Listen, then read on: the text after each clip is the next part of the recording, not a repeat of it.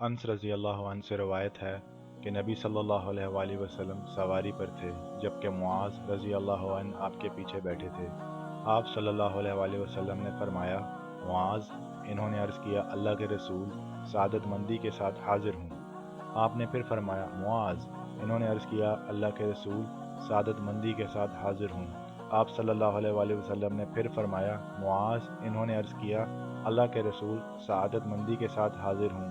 3 مرتبہ ایسے ہوا۔ پھر آپ صلی اللہ علیہ وآلہ وسلم نے فرمایا، جو شخص صدقے دل سے یہ گواہی دیتا ہو کہ اللہ کے سوا کوئی معبود نہیں اور یہ کہ محمد صلی اللہ علیہ وآلہ وسلم اللہ کے رسول ہیں، تو اللہ اس پر جہنم کی آگ حرام کر دیتا ہے۔ انہوں نے عرض کیا، اللہ کے رسول، کیا میں اس کے متعلق لوگوں کو نہ بتا دوں تاکہ وہ خوش ہو جائیں؟ آپ صلی اللہ علیہ وآلہ وسلم نے فرمایا، تب وہ توکل کر لیں گے۔ پھر معاذ رضی اللہ عنہ نے گناہ سے بچنے کے لیے اپنی موت کے قریب اس کے متعلق بتایا۔